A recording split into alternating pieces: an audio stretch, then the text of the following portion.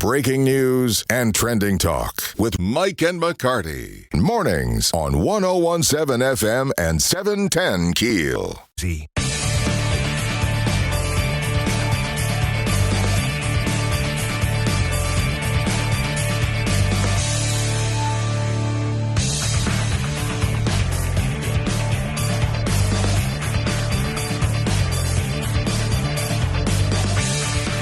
.107 FM, 710 KEEL, Mike and McCarty. Okay, I've got a question. All righty. And I didn't ask you this because I'm saving it for the radio. Okay. You post about Curtis Jackson, 50 Cent, buying all this property. Yep. A lot of property on Texas. I mean, he's bought almost... good gosh, everything available on Texas Avenue. And he's looking at more. He's as we're sitting here, his people are still looking for anything that comes up. One of my lamentations for years has been we keep tearing down these buildings. Mm-hmm. Is there a condition in any of his sales that he can't tear these buildings down, these historic buildings? Well, that's what the Historic Preservation Society, they can't. Many of them you can't. Okay. You have to preserve them. You have to, there are rules for many of those. Well, you can say you can't, but. Well, yeah, if the wrecking ball comes in the dark of night and oops, the building fell.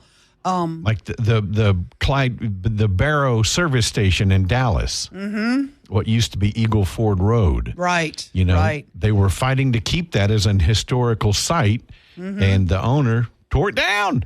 Even though he was ordered not to. Now, the thing is, I was looking at some of the properties he has bought downtown, and they come with historic tax credits. So he's going to get major tax credits for improving those buildings. And so that means, absolutely, you can't tear them down. That's what I'm wanting to know. And he's looking at other properties. I'm told by more than one source that he has some interest in the old Libby glass. Nobody really knows what for. Or why? What would he be looking at that for? But I'm thinking... That'd be an awesome, Terminator, movie site. An abandoned factory or something. Oh, it would be. If he wanted to make, movie sites that are industrial-type sites. Yeah. That would be kind of cool. But, think about it. It's right on I-20. You skip up on I-20. Oh, absolutely. There's no way it's going to be housing because Calumet's right there. Nobody's going to really want to live... right there. I don't know. I'm thinking in my brain, what could that possibly be? Could that be, something having to do with movie making is all I can figure out. Something having to do.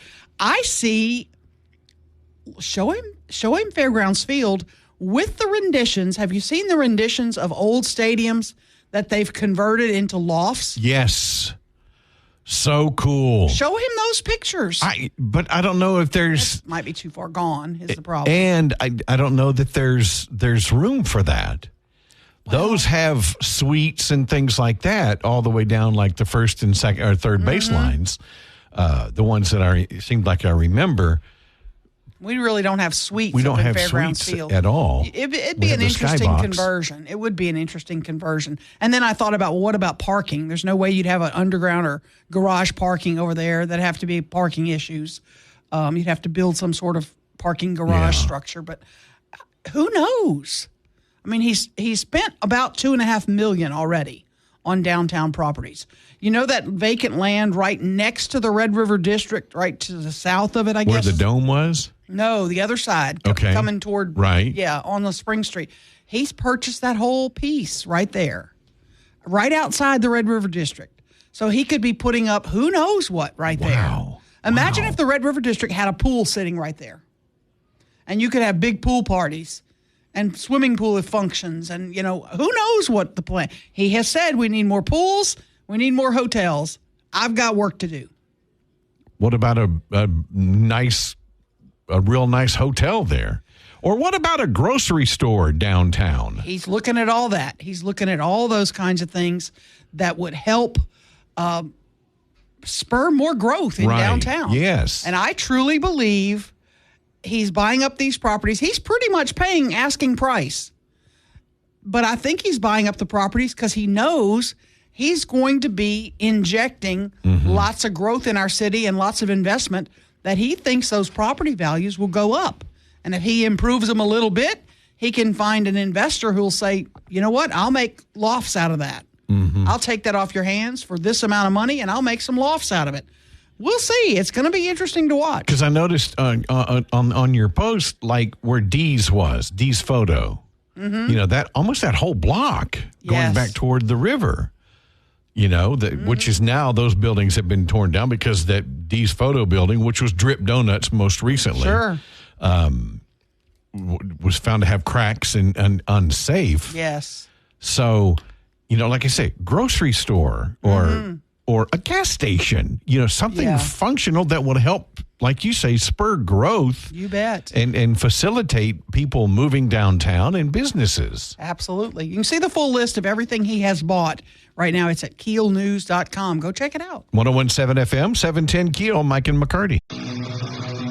Let's get back to the show with Mike and McCarty on 101.7 FM and 710 KEEL.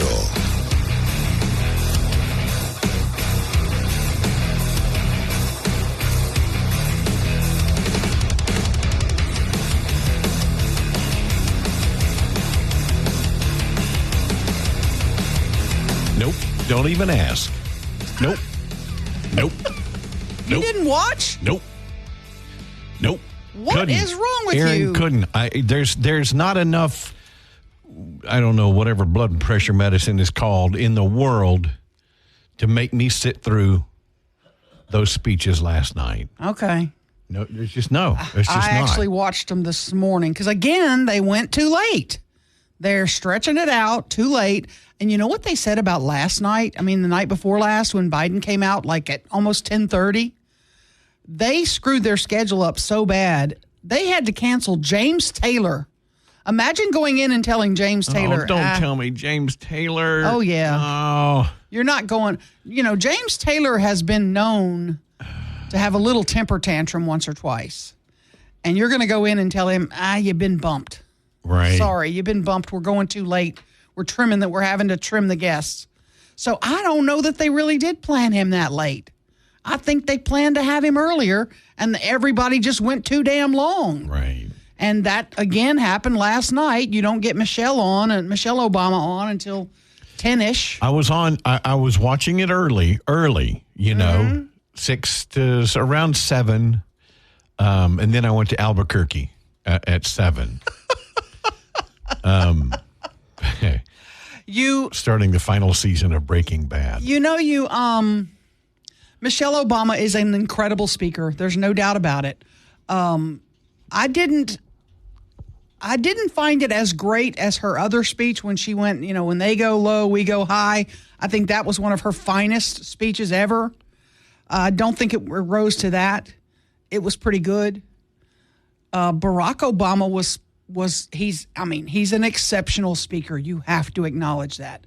There's not too many people better. To acknowledge anything. Well, he was really good. No, I know. Yes, he is, and that's how he got elected. He knows how to rile the crowd up. Because he had no experience or substance, so he's a handsome man and can speak well. And he's kind of funny. He comes on and he goes. Probably very personable. He's very personable. He's like, I'm the only idiot in the room that would agree to speak after Michelle Obama. And then he talked about 16 years ago when he, won the nomination. And you know what? Look, I haven't aged a bit. And you can tell his hair's white. And he looks much older. That's every president, Aaron. Yes. I mean, George W. Look at the difference of him when he took office and then 4, or even 8 years later. Yes. It's a marketed difference. It really, really is. And, the room was is that a word, way more... marketed? Way more energetic last night. I would say to you, having watched night one. There were a lot of empty seats. Yeah, there were some empty seats. When I was watching, that's what I was going to say earlier. When I did have it on, there were, Now, when the Obamas came out, it was packed. I mean, it was packed, and the crowd was going crazy, and they were chanting, "Yes, we can! Yes, we can!" I mean, they were getting after it. By any means possible. By any means possible. Yeah, and it, the urge was do something. Cheat and lie. You've got to Cheat go and vote. lie. You got to go vote. Everybody's got to go vote. But I ran into somebody yesterday who I would tell you is a very well-off business owner in town who is probably Democratic connected, and told me, I just don't know what to do. I just don't know what to do. My business is better off under Trump. My income, my employees' incomes will be better. In other words, the country is better off. No, well, financially, he said. But then he said, but socially, I don't know that that's the case. I don't know that Donald Trump will look after everybody and take care of the least among us. I mean, that was his concern. And we got to remember that's a lot of Americans. That's a lot of Americans. And people are going to be screaming at me. That's okay. I'm fine with that. That's where a lot of people are. And when you have, and I told him. Because they're listening to the mass media and the left hype. He's a heartless billionaire with all his Wall Street buddies. Well, somebody made a great point. He doesn't have a whole lot of buddies on Wall Street. No. But then the other point was kind of what I've said to you a bunch of times. When he stands up there and says, but I'm better looking than she is. He's like, can he please be dignified? Can he please be presidential? Can he please stop the nonsense? Okay. When you look at the world and we're in the world and the world is that's not presidential. Even close. That's not even close. Yeah, Mike. You're right. You're right. To stand up there and say I'm better looking than she is. Oh, that I don't take that seriously. Come on. And the joking about her laughing is silly too. That's silly. I'm not joking. The laugh doesn't bother me. People laugh different. I don't care about that. Doesn't bother me. She's not saying I'm better looking than he is. I know There's that. There's a reason, Aaron. They're not letting her do interviews. There's a reason she's not making appearances and answering questions. There's a reason that she goes into a convenience store and they pull all the customers out and put their people in before they go in because people are going to ask her questions. Yeah. Why is that? She's not the first person they do that for, I promise you. But they're doing it for her. Mm-hmm. But she ain't the first, and Trump goes in and he answers questions. He goes in with the people. Mm-hmm. I know. But reporters come up and ask him questions. He walks away with this, Mike, if he's more dignified. When are his people going to tell him? That. He walks off with it. But I'm saying you can't come. I know. There's. And this is somebody who's a very wealthy man who said, can he possibly be more dignified and stop this nonsense that just can't? It makes me not want to go vote, was what he said. It makes me not want to go vote. I understand. And that's frustrating. But you can't vote for that cackling moron. Then you stay home. Do you want that? Do we want people to stay home and not be involved? But look at policies. Look at result. Trump has been president. Look where we were 4 years ago and where we are today. Look where the world is today, Aaron. I did see progress. Utter chaos. I did see progress from Mr. Trump the other day when he said, I like the Obamas. I like them as people. I think they have great ideas. He walked back all his negative about it. Somebody got to him. Somebody said, stop all this criticism. Be kinder. And he needs to stop calling Kamala an idiot and talk about her policies. Yeah. This is what she is going to do. Be ready for this. Here's what's coming. This is what's going to happen with our country. Mm-hmm. Absolutely. Stop talking about her. Yeah. And start talking about what she actually believes. Sean Hannity is very good at, here's her in her own words. Mm-hmm. Now, they're trying to rebrand her. They're trying to back up everything, Aaron, she's been saying for the last 20 years, going back to California when she was, prosecutor. Mm-hmm. I mean. It is frustrating. Definitely. Why do you have to back everything she set up? Back off of everything that she's said and believed in. They're trying to, anyway. You got me. Thank you. I don't need my Red Bull now. Anytime. Glad to help. R.J. Johnson going to join us. He's a delegate there at the DNC. He'll join us coming up after the news, top of the hour, 1017 FM, 710 KEEL.com. Oh, more breaking news and trending talk with Mike and McCarty on 1017 FM and 710 KEEL.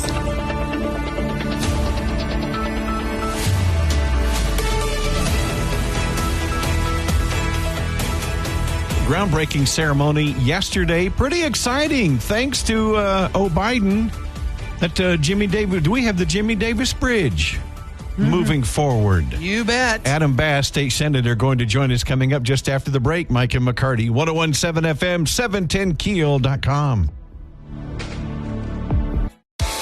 Best stories of the day with Mike and McCarty on 1017 FM and 710 KEEL.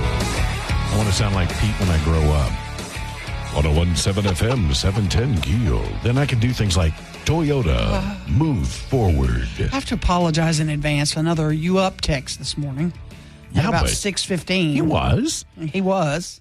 It was when you asked, what are you wearing? That was when it was kind of awkward. That is a little weird, yeah. State Senator Adam Bass on the Jack Spring Electric Newsmaker Hotline. Good morning, Adam. How are you today? Doing fantastic. How are you guys? We are wonderful. Thanks to Biden that we get the Jimmy Davis Bridge. The project's moving forward. We have needed that for a very long time. It was a great day. Governor Landry came up and helped a bunch of us break ground, and I can't wait to drive on it. Going to be a 4-lane bridge just north of the existing bridge, correct? That is correct. That is correct. And they're going to widen, I'm told, 70th Street and the Jimmy Davis Highway because they're going to have to be 4 lanes to accommodate, the approach to the bridge. Is that accurate? Yes, they have to tie it all in, and you can actually go to DOT's website and see a mock-up of that. Unfortunately, it's not going to be the beautiful patina color of rust with holes in it that the current bridge is. We're going to miss that. That's for sure. Yeah, we sure will. So speaking of, is that still going to be a park or a linear park? There's still discussions on that. I don't think, look, nobody knows what a linear park is. To test it, I came home and kids, they're going to turn the old bridge into a linear park, and they looked at me like my hair was on fire. So, I don't think that's what's in the best interest of everyone. You're going to have upkeep and maintenance that the local taxing authorities are going to have responsibility for maintaining.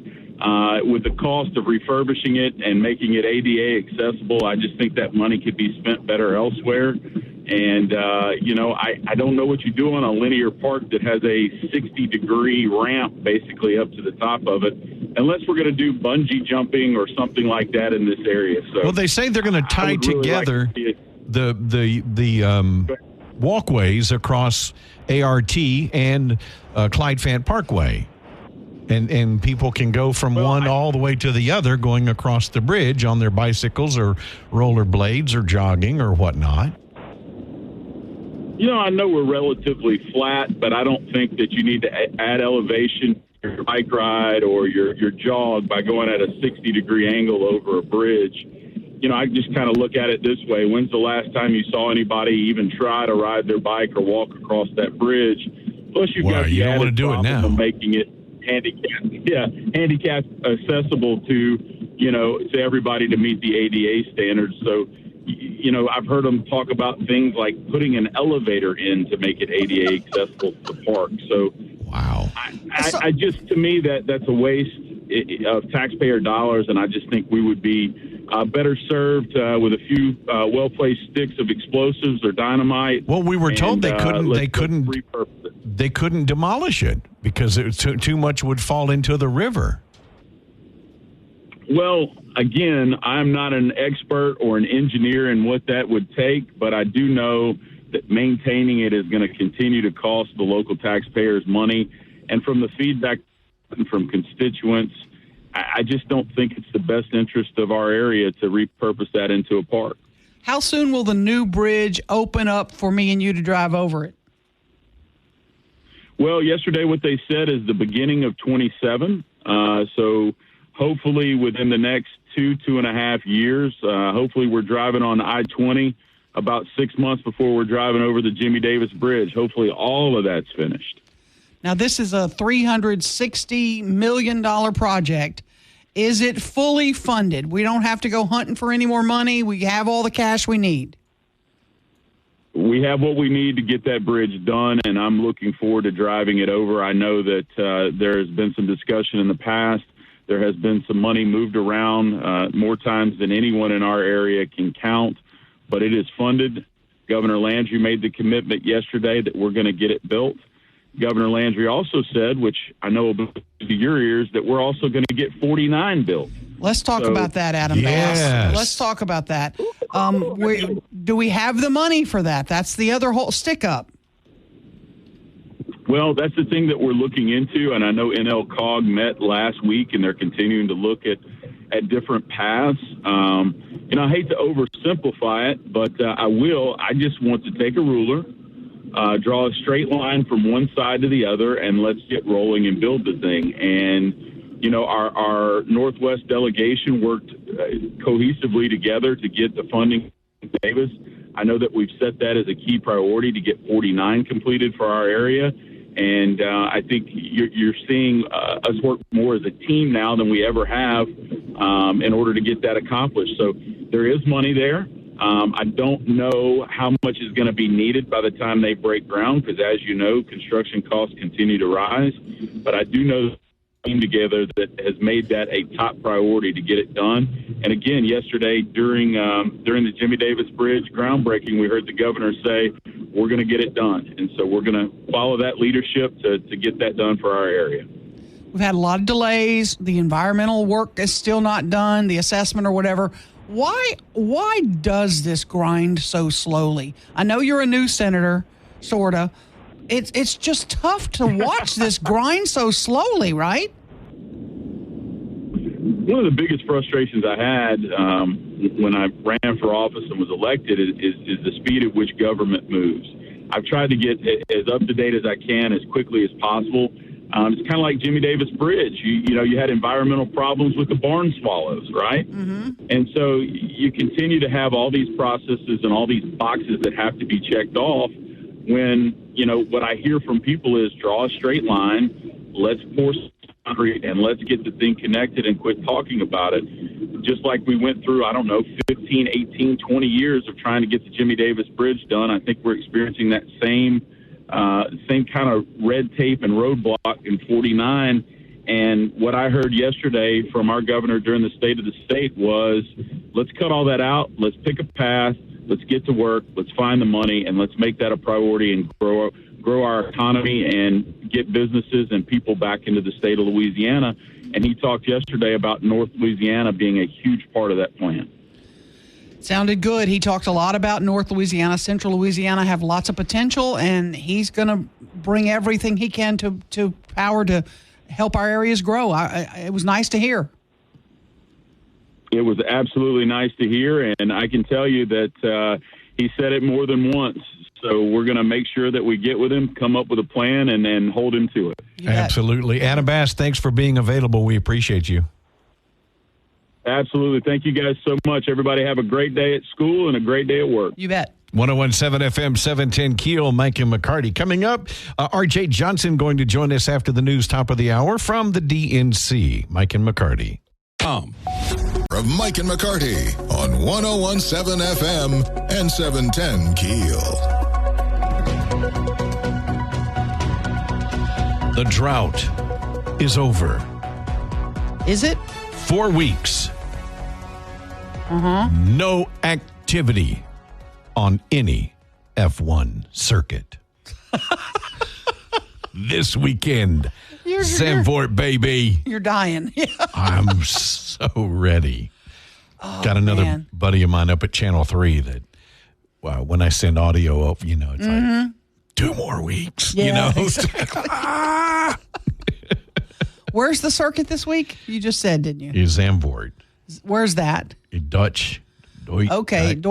Yeah. Okay, wherever that is. That's in Finland, right? Uh-huh. Yeah. embarrassed at my lack of geography knowledge. Your geography knowledge. I thought Ireland was in the Mediterranean. Y'all don't have to laugh damn loud. You thought roosters laid eggs, so I did. I feel better. I did feel not better realize about myself. I did not realize roosters didn't lay eggs. I feel stupid. I really do. Okay, when I was little and I have the excuse of being very young, I thought dogs were boys and cats were girls. Oh, really? Yeah, I don't know.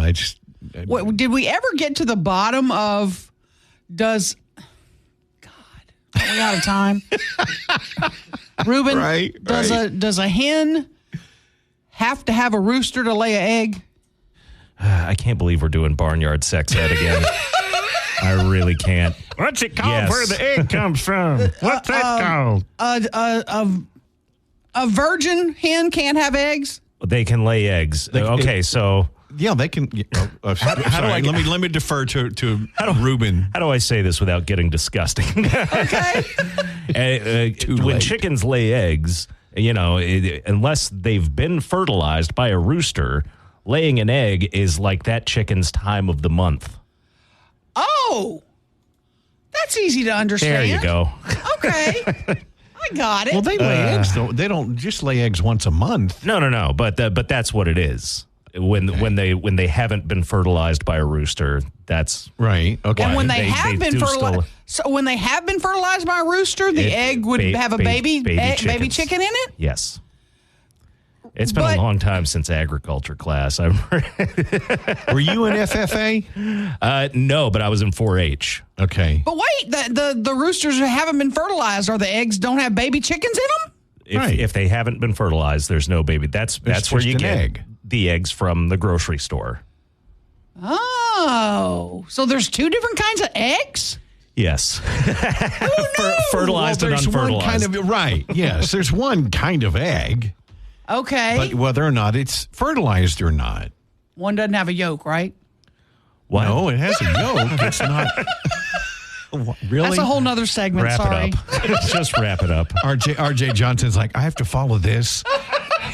And he will, hopefully, after the news, top of the hour. 101.7 FM, 710, KEEL.com.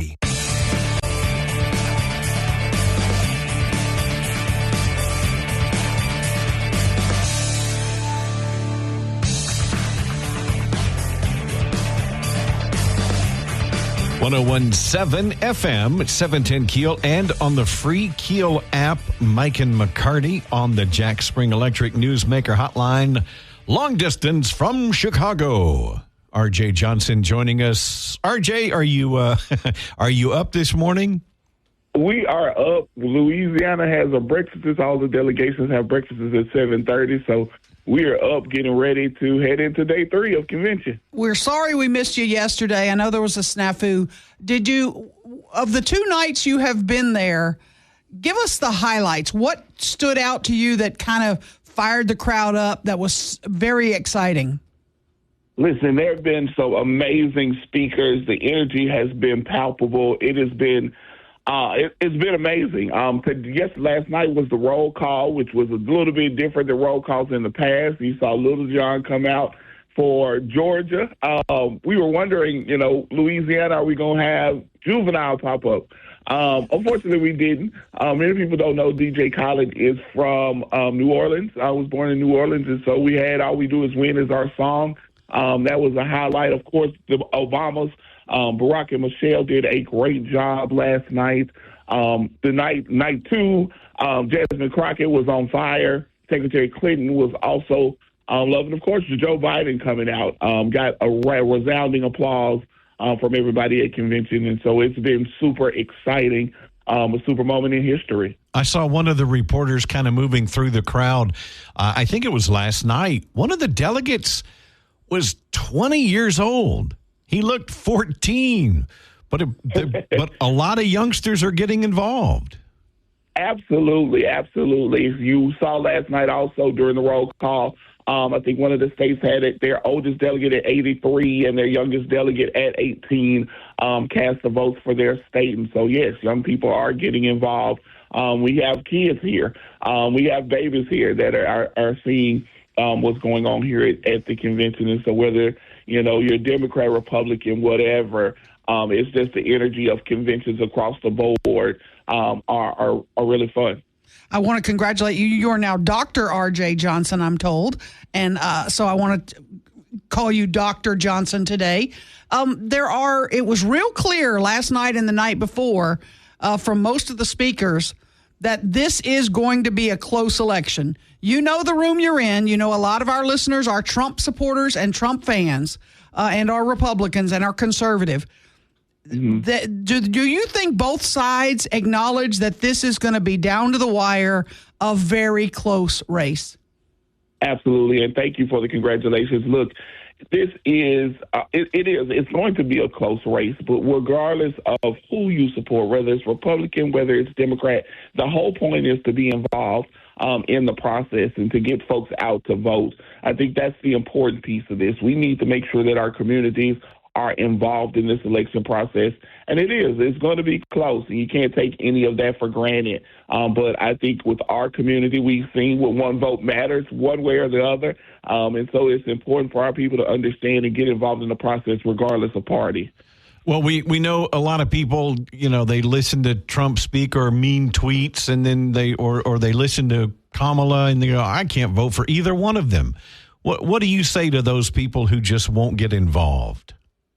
Look at the policies. Look at those policies that are close to you or close to your family. Look at what they stand for. I think it's important, again, to know and do your research education. Getting my degree, I've researched a lot of things. I researched Oregon's political system as part of my dissertation in Louisiana City, right next to Oregon, so I had an opportunity to speak with them.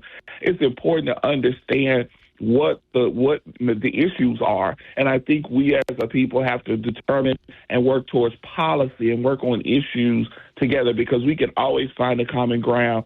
So I think when it comes down to it, the rhetoric has to go away, and we have to look at the policies and issues that affect our everyday lives and make decisions. Part of the problem with that, RJ, is we can't find any policies that Kamala has published. There's nothing on her website. She won't do interviews. She won't take a stand. They're backing everything up or off of what she's said the past 4 years. I think some of that is coming. You saw some of her economic policies earlier in the last couple of weeks that have been placed out there. We're hearing some of them here in pieces of things, but I think that information will be coming out a little bit more as we get through. We only have a few days, and so I think that's important. That's an important part of this process, is getting that policy out as well. I spoke to a black business owner here in Shreveport yesterday who is a Democrat, but he said, Aaron, I just don't know which one I can support. I think under Trump, financially, myself and my employees will be better off, but I think under Harris, more of the social issues that I care about will be handled better. It's such a divide that people are torn by how they're going to vote. Is it going to be their pocketbook? Is it going to be social issues? What do you say to that particular Democrat who is, he's a well-to-do black Democrat in our community?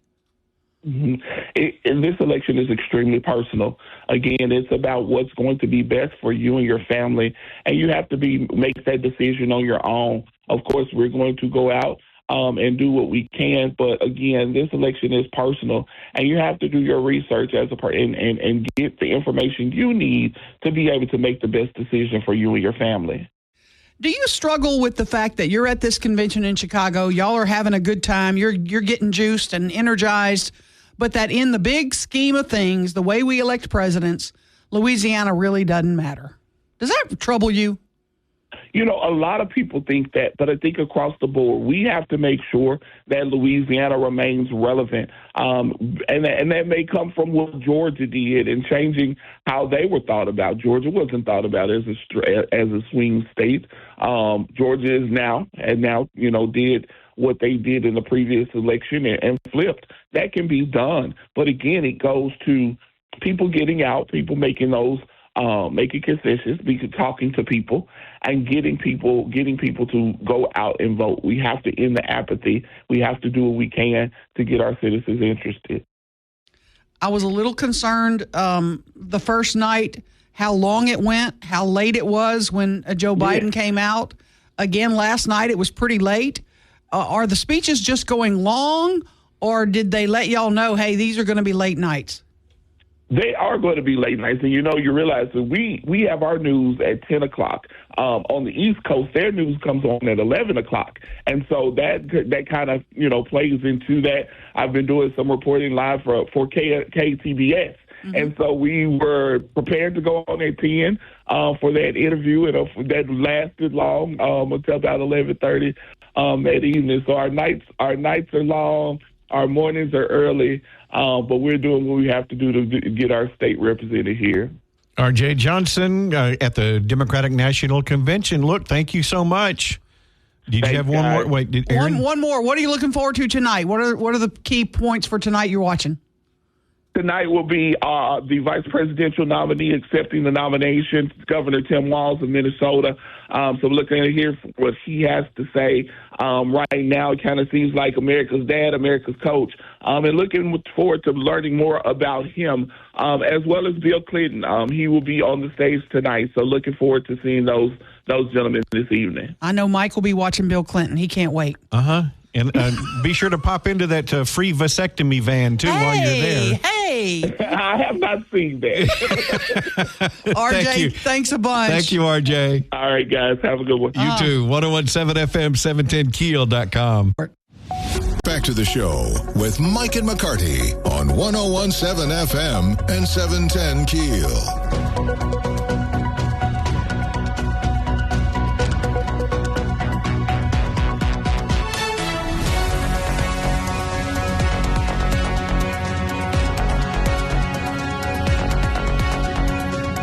Okay, I was looking. I thought about this yesterday because I was looking at your post on the property, which is fascinating, that 50 Cent has purchased. Mm-hmm. Which is, Aaron, is still surreal to me. It's surreal. I still want to know why Shreveport. Yeah, that's a real valid point, and I think he's got people that he knows here that have convinced him. There's opportunities here that he can take advantage of. I've been saying this way before this. Mm-hmm. Shreveport is poised to, be on the brink of greatness. I mean, just geographically, our location, access north, from Dallas and points west to Atlanta and points east, in north and south, especially if we can get this 3-mile stretch of I-49 finished. Oh, yeah, definitely. My gosh. There's so many opportunities here. But I was looking at the properties, and he's bought a lot on Texas Street, a lot of downtown, and then property downtown. But what concerned me and what I thought about yesterday was these buildings, specifically on Texas, some of these are historic buildings. You bet. Is there a caveat in the contract from whoever it is, whether it's the city, that he can't tear down these buildings? We don't need any more vacant lots or new nondescript, ugly brick buildings erected. A lot of the properties are protected. They're in the historic district, and they have things that you can't do. You can't just come bulldoze a historic building. Now, he also will be qualified for historic tax credits. As you restore a historic building, you get tax credits as you build it back up. Right. To tear one down, you got to jump through lots of hoops. I give you the building on Kings Highway that the law firm wants to tear down for a coffee shop.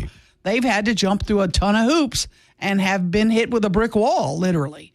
They're going to probably have to go to court, if they haven't already, to try to move forward to tear that building down. Well, it's even double as hard in downtown because that whole downtown area is a historic district. There are different rules, I believe, for downtown. I may be wrong. Somebody can correct me.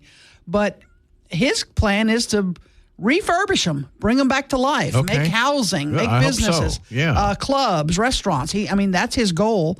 And he has spent almost $2.5 million on these properties. And thanks to Mike Spence and his team at the Caddo Clerk's Office, thanks to Twin Blends, who I asked for the list of properties he's bought.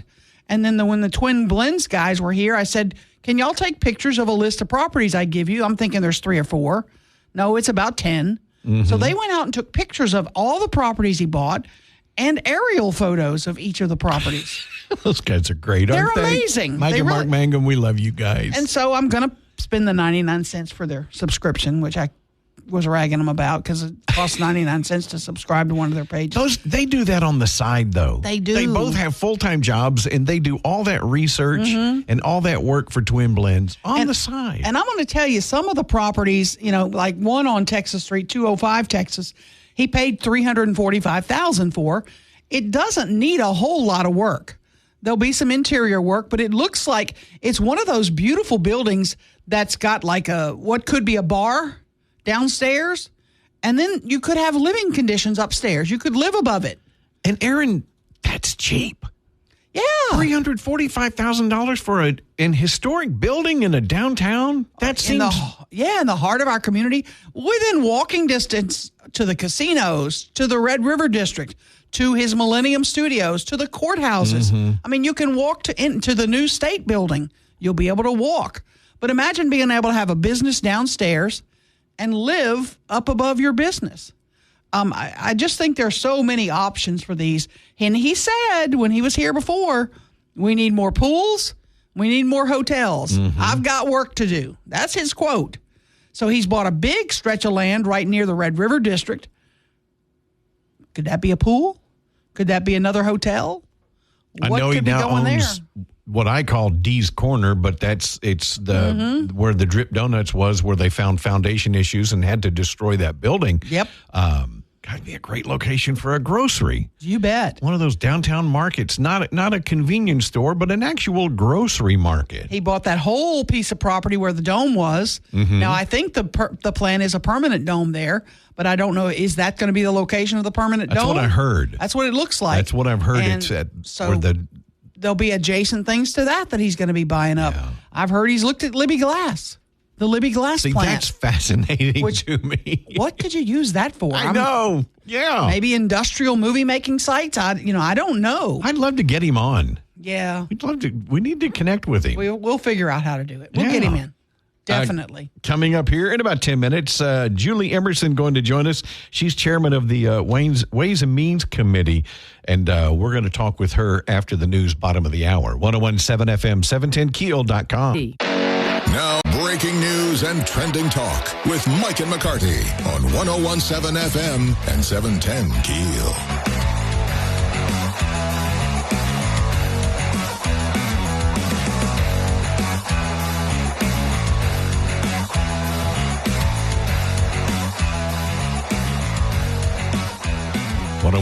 FM, 710 KEEL.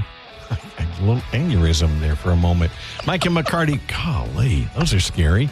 Julie Emerson, chairman of the State Ways and Means Committee, is going to join us on the Jack Spring Electric Newsmaker Hotline. A lot of discussion about eliminating the state income tax. Where's that money going to come from? Find out next. 101.7 FM, 710 KEEL. Back with McCarty on 101.7 FM and 710 KEEL.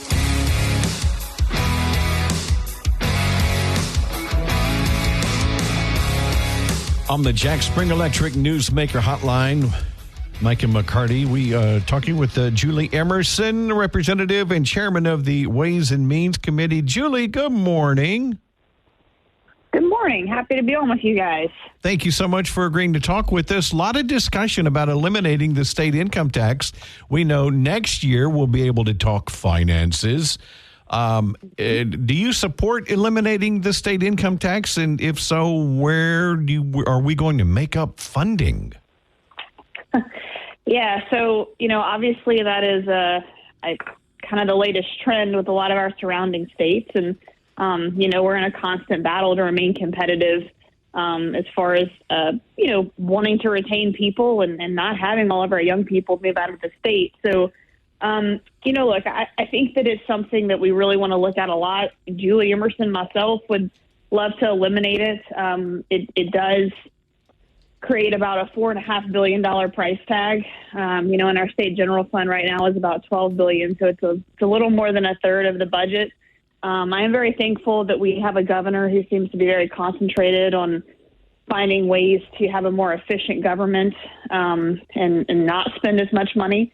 So I think that, we're going to be working a lot with Governor Landry to try to see where we can create some efficiencies and possibly put us on a better path to be able to eliminate the income tax. Well, I know right next door, Texas doesn't have, a state income tax, but then the next phrase people say is, but their property taxes are really high.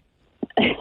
Yeah, and you bring up a very good point. Obviously, I don't think that Louisianians want to see their property taxes skyrocket, especially when they're paying so much in insurance costs right now. So, which is a whole nother topic, and I hope you guys can have my friend Gabe Furman on and the insurance commissioner to discuss some of the policy changes we're looking at there. But so all of these are part of the conversation. We want to remain competitive. We want to be able to keep people here. So we're going to be looking at ways to do it. Do I think it, when you go to pay your taxes next year, or people are going to say, hey, you don't owe any income tax in Louisiana? Probably not. But I think that, like our neighboring state of Mississippi, they passed a lot of legislation to get them on the right path to eliminate the income tax in the next few years. And so I think that, we're looking at some of those proposals to try to see if we can get Louisiana on a better path and kind of diversify our sales tax base and, looking at some exemptions, things of that nature to try to see if we can get to zero income tax. Julie Emerson, I say this to all lawmakers that are new to the show, that I just hope you'll remember this, that this crazy woman in Shreveport keeps preaching this. When John Bel Edwards took over as governor, our state budget was $29 billion. Okay? We're talking about 8.5 years ago. Our state budget is now up to $44 billion. That's the budget Governor Landry just released for fiscal 2025. We're losing residents. We don't have as many people living in our state, and our budget has ballooned from $29 billion to $44 billion. There is something wrong with that picture. I'm praying that one of you guys will take that up and go, this is atrocious. We have to find where we are ballooning this budget up so much. Is anybody leading that charge? Yeah, so I think that's exactly right. And I think that the important thing to remember there is you need to look at the growth of the state general fund and not really the overall budget. While that's a very important number, we have a lot of federal pass-through money that, while it is certainly still taxpayer dollars, we don't have a say-so in where it goes. So there's a lot of federal programs that flow through, and that money is dedicated to those exact programs. So the important number to look at is the state general fund, which is certainly not growing at the pace that it had previously. And so, and that's, where the 0.45 sales tax, when that rolls off, that's where that money is going to come out of. So you are going to see a reduction in the state general fund there. I think, again, important to keep into perspective where all the different facets of the budget comes from and to focus on the state general fund. But look, I think the other thing, too, is that we can talk about that I don't necessarily have control over myself, but, the federal money that comes through that consistently puts more and more people in government assistance and government programs is something that our friends on the federal level certainly need to look at. But, you also bring up a really good point about Louisiana losing population. And unfortunately, I think more and more of that population that we're retaining is going on government programs, too. And so that's unfortunately the reason for the rise in some of the total budget money. Will there be a time when somebody will rise up and say, we don't want any more of this federal money because it's leaving us with mandates later, or it's leaving us with people who are more dependent on government? I mean, should we look at that a little more closely? Well, there are some things that you can look at in that regard, but, when someone does qualify for federal assistance in some way, form, or fashion, there's in the past, there was a rejection of expansion of Medicaid from previous administrations. Of course, Governor Edwards accepted it. So, there's some of that can happen as far as, hey, we don't want these programs, but if you're talking about traditional programs that are already there, if people qualify for it, then the money comes. And so we, unfortunately on the state level, we can do some things like, we've instituted like work requirements for food stamps and things of that nature. But, there's only certain things that we can do to reject the money if people do qualify for the service. Gotcha. Hope we can do this again. I know the Ways and Means is a big committee, and you are the queen of it, and I'm sure we will be in touch again. All right. Thank you, guys. You bet. Julie, thank you. Did you find Winston? Please tell me yes. Did I find Winston? Who's Winston? On Facebook, you were looking for Winston the dog. Anyway, sorry about that. Oh, in Karen Crow. Yeah, that was like about a month ago. Yeah, I don't know the people, but they were around. But they did find him. I was worried. Good. Thank you.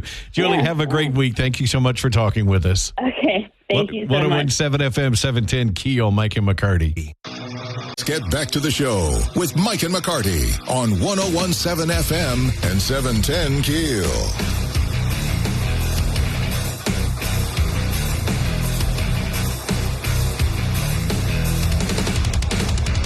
Okay, Ruben, we talked about this before. What is that coffee that we was Cape Luwak, or what did you say it was? Cape Luwak, yeah. And it's back guano. It's coffee beans eaten by a civet, I think is what it's called. Okay. And the civet defecates, poops it out, the beans out, Stop. and then the What's beans are it's like a cat. Okay. Okay. So it's not bats. No. It's civet dookie. Yeah. Coffee. Yes. Who goes to collect the dookie? The whoever has the civet, I guess. So this is like an industry, though. They raise civets and feed them coffee beans. Mm-hmm. Is there specific coffee beans that they feed them? Well, I'm not 100% sure. I don't know if the coffee beans themselves are special, but the process is what makes it so it's expensive. Okay, we have community here at the station. Yeah. And we have no civets involved. No civets, no dookie. No dookie. We get the bags of whole bean coffee. Grind them up. They have a grinder machine there. We pour that heat, and I grind a fresh pot every morning. Mm-hmm. Thank you. And it's delicious. Mm-hmm. I don't need to pay. They just had a record, okay? And the reason I'm asking, there are these coffee beans grown on the side of a volcano in Panama. Oh, boy. Okay. And a pound just sold for a pound of coffee. $4,542. That's more expensive than cocaine. For a pound of coffee. You go ask Amy for that, okay? You trot down there and you say, hey, we want to try this coffee. We need the volcano coffee, Amy. It's like she already got us headphones for our guests. I'm not going to push it. She was very gracious in doing that. You could buy it and then expense it and see if it gets through. Yeah. Go ahead and front that. That's just 1 pound at $10,000 for a couple pounds of coffee. Ugh. Wow. They said they're described of having notes of jasmine, mandarin, and lychee. You can just add mandarin drops and, jasmine drops into your coffee if you like. People that have more money than sense. Yeah. That is so true. $4,542 for a pound of coffee. Unbelievable. That's just unbelievable. That's disgusting. I am perfectly happy with my freshly ground community coffee here every morning. Yeah, and I thought the Beyonce new alcohol she's got out, $90 a bottle. Nice. I was like, man, that's kind of pricey. Have you confirmed with Pam Breedlove? You talked to her? Talked to her yesterday, and she apologizes for yesterday. She had a phone screw-up at her office. And so that was an answering service that was answering. It wasn't somebody in her office. She is joining us at 8:40 to talk about this police retirement boondoggle, a mess. Going to try to iron that out, why the city of Shreveport is not contributing what they should be, where the problem is. Adam Bass joining us after the news. Top of the hour, the Jimmy Davis Bridge groundbreaking, 101.7 FM, 710 KEEL.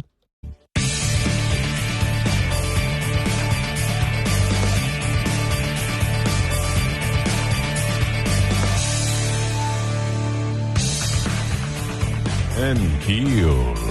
I want to sound like Pete when I grow up. 101.7 FM, 710 KEEL. Then I can do things like Toyota, move forward. I have to apologize in advance for another "you up" text this morning. At about 6:15. He was. It was when you asked, what are you wearing? That was when it was kind of awkward. That is a little weird, yeah. State Senator Adam Bass on the Jack Spring Electric Newsmaker Hotline. Good morning, Adam. How are you today? Doing fantastic. How are you guys? We are wonderful. Thanks to Biden that we get the Jimmy Davis Bridge. The project's moving forward. We have needed that for a very long time. It was a great day. Governor Landry came up and helped a bunch of us break ground, and I can't wait to drive on it. Going to be a 4-lane bridge just north of the existing bridge, correct? That is correct. And they're going to widen, I'm told, 70th Street and the Jimmy Davis Highway because they're going to have to be 4 lanes to accommodate, the approach to the bridge. Is that accurate? Yes, they have to tie it all in, and you can actually go to DOT's website and see a mock-up of that. Unfortunately, it's not going to be the beautiful patina color of rust with holes in it that the current bridge is.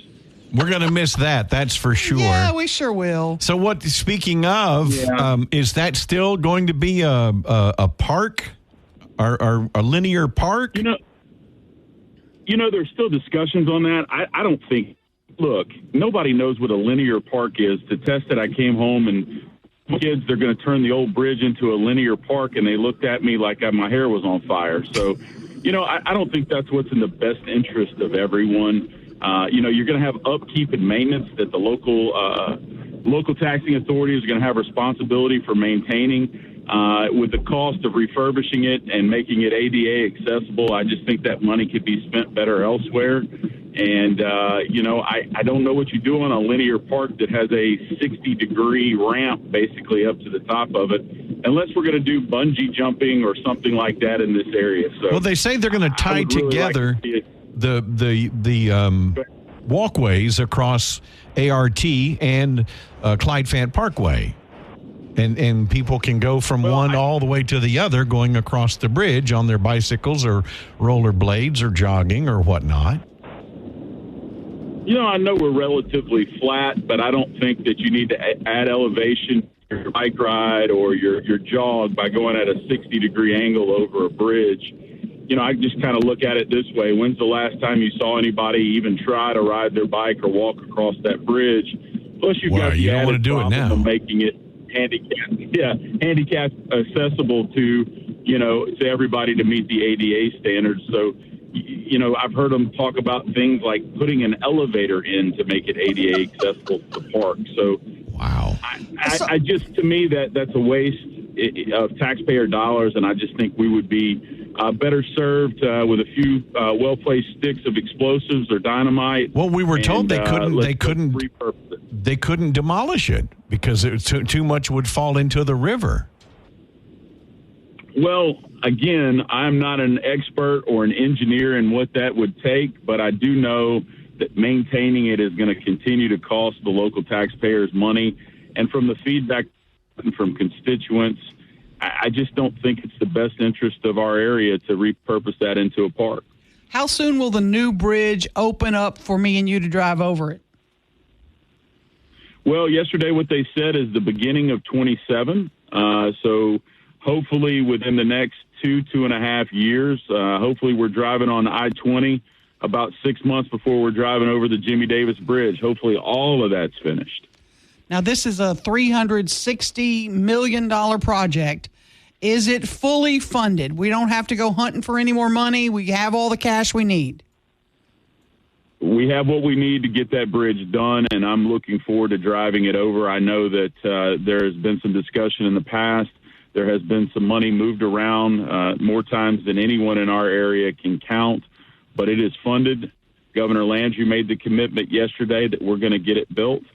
Governor Landry also said, which I know will be to your ears, that we're also going to get 49 built. Let's talk about that, Adam Bass. Let's talk about that. Do we have the money for that? That's the other whole stick up.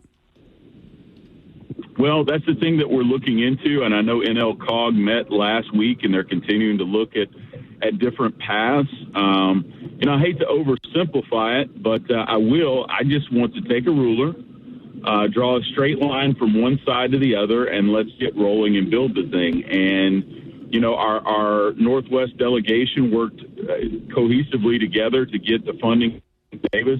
I know that we've set that as a key priority to get 49 completed for our area. And I think you're seeing us work more as a team now than we ever have in order to get that accomplished. So there is money there. I don't know how much is going to be needed by the time they break ground because, as you know, construction costs continue to rise. But I do know team together that has made that a top priority to get it done. And again, yesterday during the Jimmy Davis Bridge groundbreaking, we heard the governor say, we're going to get it done. And so we're going to follow that leadership to get that done for our area. We've had a lot of delays. The environmental work is still not done, the assessment or whatever. Why does this grind so slowly? I know you're a new senator, sort of. It's just tough to watch this grind so slowly, right? One of the biggest frustrations I had when I ran for office and was elected is the speed at which government moves. I've tried to get as up to date as I can as quickly as possible. It's kind of like Jimmy Davis Bridge. You had environmental problems with the barn swallows, right? Mm-hmm. And so you continue to have all these processes and all these boxes that have to be checked off when, what I hear from people is draw a straight line, let's pour concrete, and let's get the thing connected and quit talking about it. Just like we went through, 15, 18, 20 years of trying to get the Jimmy Davis Bridge done. I think we're experiencing that same kind of red tape and roadblock in 49. And what I heard yesterday from our governor during the State of the State was, let's cut all that out. Let's pick a path. Let's get to work. Let's find the money, and let's make that a priority and grow our economy and get businesses and people back into the state of Louisiana. And he talked yesterday about North Louisiana being a huge part of that plan. Sounded good. He talked a lot about North Louisiana. Central Louisiana have lots of potential, and he's going to bring everything he can to power to help our areas grow. It was nice to hear. It was absolutely nice to hear, and I can tell you that he said it more than once. So we're going to make sure that we get with him, come up with a plan, and then hold him to it. Absolutely. Adam Bass, thanks for being available. We appreciate you. Absolutely. Thank you guys so much. Everybody have a great day at school and a great day at work. You bet. 101.7 FM, 710 KEEL, Mike and McCarty. Now more breaking news and trending talk with Mike and McCarty on 101.7 FM and 710 KEEL.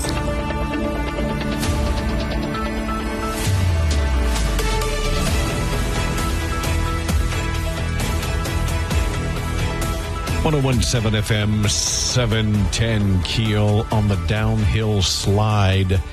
After last weekend, do you have anything big this weekend? I'm going to go back in the pool. I went to see my Dr. Maggio yesterday, and he said, get back in the pool. Let's get, because my back is a little stiff. And I want an update on the Bentley. Yeah, the Bentley goes to Yoakum Body Shop tomorrow. The driver that hit me has, I don't know how much I want to say, but has been ticketed with hit and run, and they have found that driver, and she does have insurance. And so I'm working that claim through the process. Hallelujah. Now, Amen. I'm not milking it. I'm not one of those that's going to call a lawyer and do all that stuff. But I do have a back that's locked up, and so I am getting chiropractic treatment. Maggio is taking care of me. So, hey, stop laughing. I haven't called Ron Machota yet. Saturday morning at GeekCon, they get a phone call. Oh, no, wait, it's my back. Saturday, I literally, to go to the bathroom, I had to roll out of the bed like a hot dog. You have to do that every morning. No, you don't have to roll like a hot dog. Roll out of the bed like a hot dog on the grill. Hot dog on the Circle K griller. Yes, roller that's what thing. I had to do. So we're working on it, and the car goes in tomorrow. I'm trying to make sure the insurance company's got my rental ready. We couldn't find a Bentley in town, so I'm going to be driving some crazy regular old car. You had to settle for a regular old sedan, a Toyota or something. Slumming it with us regulars. Like just normal folk. Yeah, exactly. What baffles me is if they had insurance, why did they run? That's a great question, Ruben.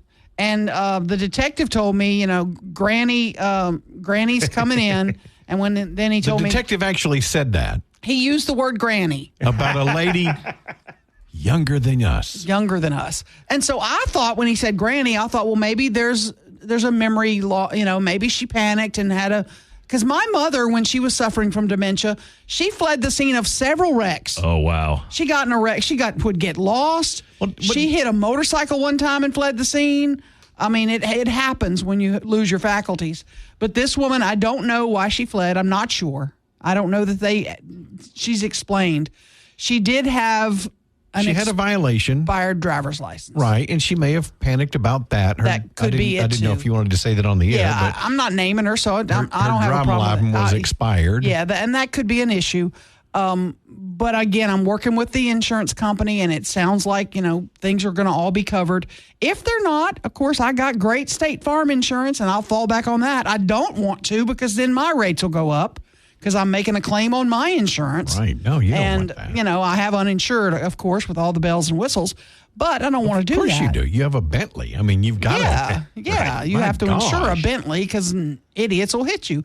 But I'm hanging in. I'm doing okay. I'm not suing anybody or anything like that. There's no plan for that. But I do want to be sure that I'm, if I have it. And we did take x-rays and the spine is there. It's out of alignment because he said you got slammed one way and you went the other way. And so we're stretching I'm not laughing. Putting me on the rack and doing all that stuff. But my insurance company pays me every month. No, they don't. Well, it's an 82 Yugo. And they go, you need more help than we're. Oh, Lord. Yeah. Oh, Lord. Pam Breedlove, an attorney here in Shreveport, going to join us coming up after the news. Some discrepancies in the Bossier Police Pension. Not Bossier. That's what I said. Shreveport Police Pension Fund. We'll see if we can clear that up. 101.7 FM, 710keel.com. What? Back to the big stories of the day with Mike and McCarty on 101.7 FM and 710 KEEL. Shreveport Police pension discrepancies. We're going to talk with attorney Pam Breedlove coming up next. Mike and McCarty, 101.7 FM, 710keel.com. Back Mike and McCarty on 101.7 FM and 710 KEEL.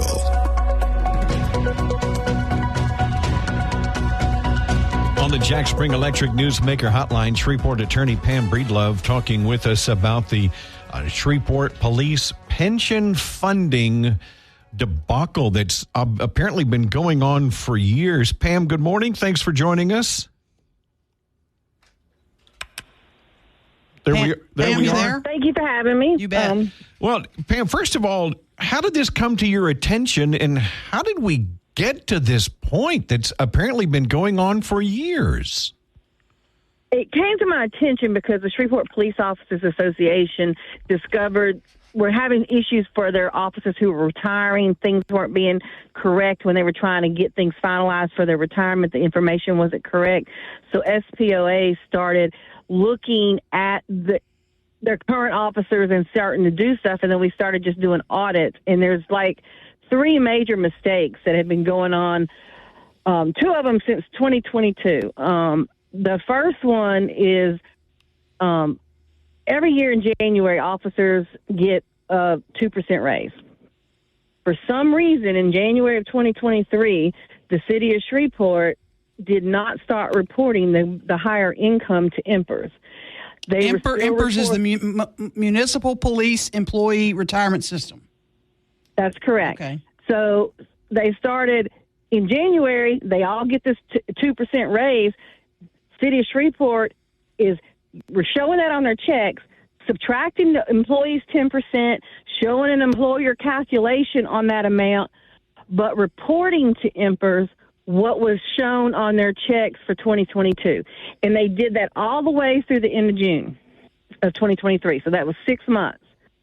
In July of 2023, they partially corrected it. And I say partially because they still didn't correct it completely, because that's when the state supplemental pay increase became permanent.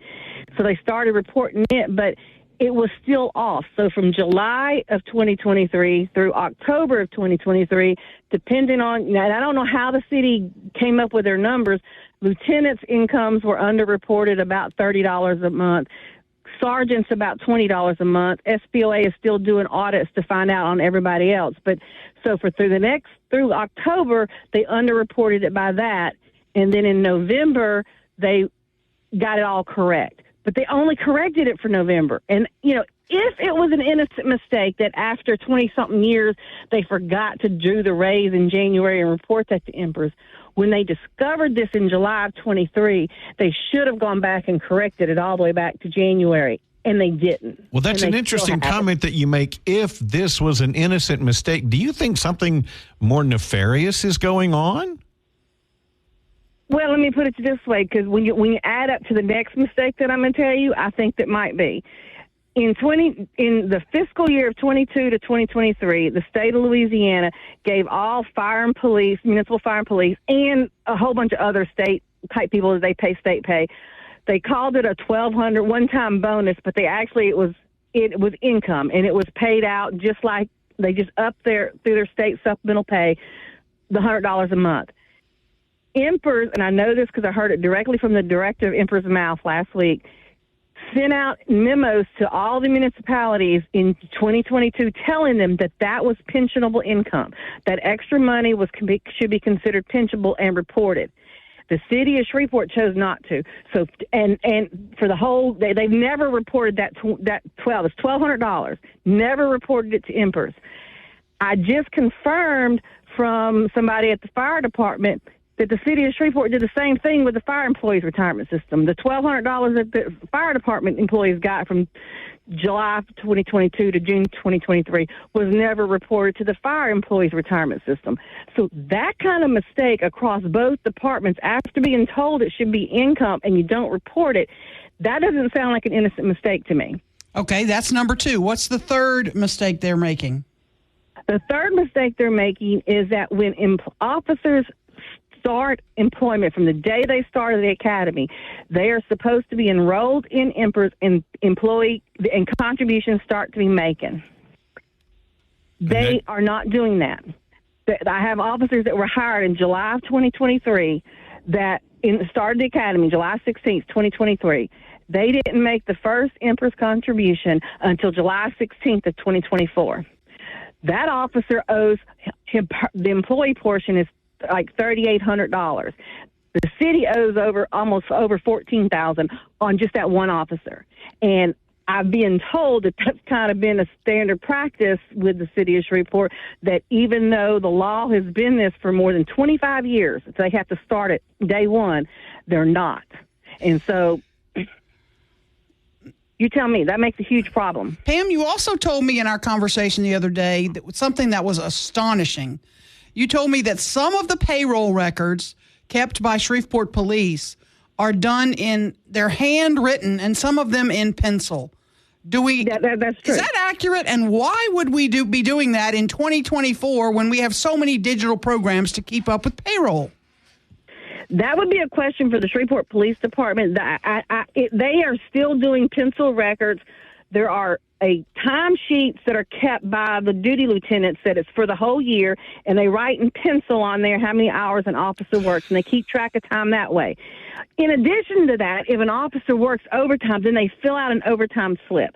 Now, this affects the officer's personal income. Overtime doesn't count towards retirement system, but it counts to the income to the officer. They don't keep track of when they don't really tell you when the pay period ends, and they play games about when they actually report the overtime. If you're getting paid overtime for pay, you don't always know what check it's going to go on when it should be a straight standard thing. And the police department is the only department in the city of Shreveport that is not on an electronic payroll. Every other department has that. The police department does not. I know that when Dwayne Huddleston was still at the department, everybody said he didn't want to do it because he understood that if he went to that, then more of the overtime would be getting caught and being paid, and the payroll was going to go up. That's what I was told, 15 years ago. I don't know why they still won't do it, but it is all pencil, paper, and pen, and it goes from the duty lieutenant over to the personnel in SPD, who then calculate stuff, and then they send stuff over to the city finance. That's just department. Remarkable. What is the answer? Where do we go from here? You've sent some demand letters. Is the city trying to correct this? I'm in the process of sending multiple demand letters. The demand letters for the new officers, I sent one on August 6th. I've gotten no response.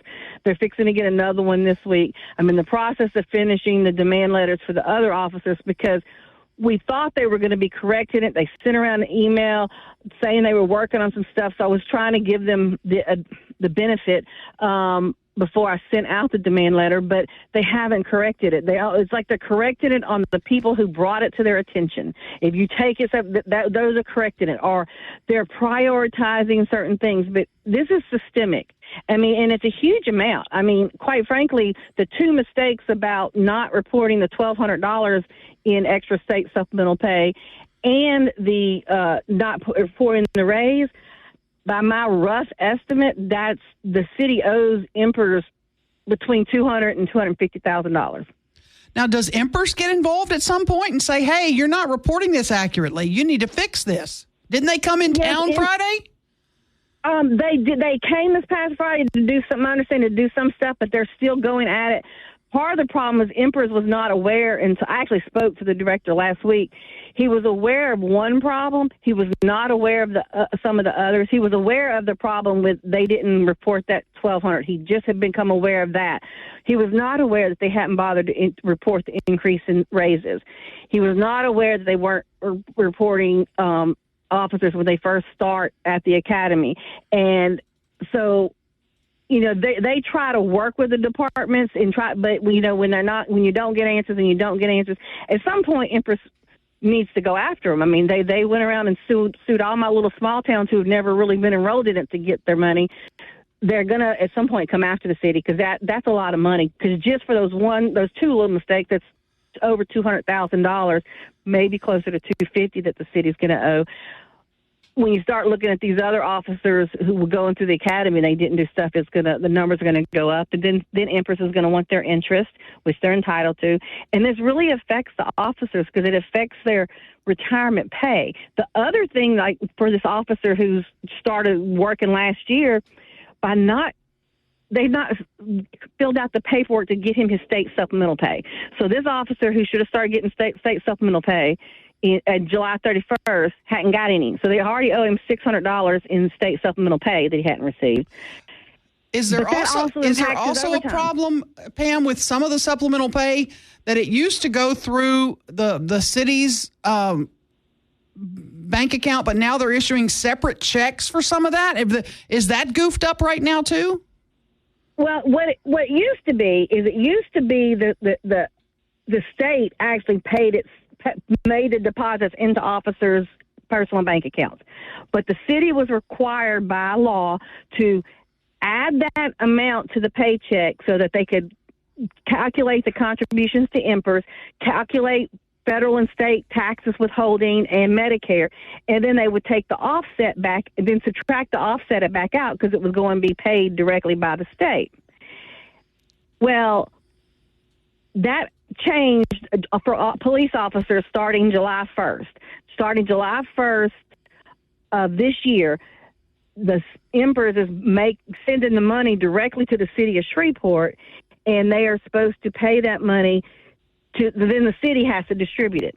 Now, the city has not been able to figure out how to uncheck a box or delete a box because you're already been adding the contribution in to calculate the income, but they haven't been able to figure out for 3 pay periods how to delete the subtracting it out. Well, this is overwhelming. So they're sending separate checks out, is what you're saying. What happened on July 15th, officers just didn't get anything. So on July 31st, they wrote a paper check to every officer who was post certified and entitled to the supplemental pay for $600. August 15th, they still don't have it fixed, so they had to write another check, write a paper check to every police officer for $300. We'll see if they can get it figured out by the end of the month. So what's going to correct this? What do we need to do? I'm so overwhelmed right now. This is mind-boggling. Well, first, I think you need to get competent people at the police department who's doing the payroll issues, as well as over at city finance. I would also would love for them to go ahead and purchase a electronic timekeeping thing so this fixes stuff in the future, because if the fire department's also on state supplemental pay, they have electronic timekeeping and payroll systems, and they can get, with the exception of they didn't add that $1,200 either, they can get their stuff correct. Police department should be doing that. There's no reason in 2024 that they should be doing payroll by hand. That there just isn't. That you should not be keeping time for. There are 431 police officers employed by the city of Shreveport. Then you have your jail employees and your dispatchers. So you're talking about over 500 employees for the city, for the police department, not including this is just civil service employees, that they are keeping time by hand. Wow. Pam, we will be in touch. I'm sure there's more to this story. We're going to have to try to get the city to kind of come on and explain in the next couple of days. All right. Well, thank you. Thanks, Pam. 101.7 FM, 710 KEEL, Mike and McCarty. Back to the show with Mike and McCarty on 101.7 FM and 710 KEEL. I don't know about you, but when I opened the door, and I was running a little later this morning. Oh, were you? Okay. A little later. I don't know. I think I hit the snooze one time. I was early today. I got here like at 4:20 or something. Yeah. I was very early. I wasn't even out of the rack yet. Ooh. I know. I'm telling you, I was late this morning. I was curious because 2 lanes on the interstate were closed when I came to work. And westbound between like Monkhouse and Pines. And I thought, let me get you to because I flew through there at the speed limit, of course. And I wanted you to take a couple of pictures of it. Do you run red lights at 4 a.m? I do. People I know do, yeah. There are people I know that do. But I would never. Well, I bring all this up because when I opened the front door to leave the house, the heat and humidity didn't smack me in the face. It's changed a smidge. I was like, wow. I know. I'm starting to get a little excited. Fall's my favorite time of the year. Absolute favorite time of the year. Well, this morning is fake fall. Just know that. I know, because I'm looking at the extended, and I did kind of get a little keyed up, and then now I'm going, oh no, Monday, 98. I don't see any triple digits for the extended forecast. Maybe those are finished because we're looking at September 1st here before, another week or two. Yeah. But we do have 97s, 98s for the next. Yeah. We're gonna have 3 or 4 fake falls before it actually gets cool. Yeah. Oh, yeah. It happens all I'll the take time. them, though. Yeah, I'll take absolutely. them. Absolutely. We'll Any have a relief. fake winter, too. Yes. We'll have one cold day and then back up to the 80s. So today is my son's birthday. Happy birthday. Happy birthday to my son. Happy birthday to you. Happy birthday to you. Happy birthday, dear Casey. Happy birthday to you. We're driving over to Kilgore on Friday. We can't go today. He's working, and we tried to work it out, and we're going to get my sister, and we're going to get, and he goes, no. I hate being the center of attention. Wow. And he really means it. And I was like, well, you didn't get that from me. Must be a wife thing. Got that from his mom. Yep. He did get that from his mom. So we're going to drive over and have lunch with him on Friday. But I'm telling you, Aaron, I ain't doing nothing the rest of the weekend. Just going to relax. I'm the same. I'm going to relax and just chill. Absolutely. After GeekCon last weekend. Yeah, I need a weekend to recover. I need a day at least. Yes, exactly. So, yeah. Oh, boy. Well, we'll be back tomorrow. I got to mow tonight, though. I didn't get to mow last weekend. Okay. Because it was at the convention center. Wait till later. All weekend. Yep. I'm going to go home and mow at 3 p.m. Yeah. Well, probably seriously. I'll drive by and see if you need scraping up off the lawn. Yeah, there you go, Rube. I bought this hat. that's huge. It's got a brim that goes out past my shoe. It's hilarious. It's hilarious looking. So I'll look for you under the sombrero. Yeah. Then. Got it. Big sombrero. Mike and McCarty, 101.7 FM, 710 KEEL.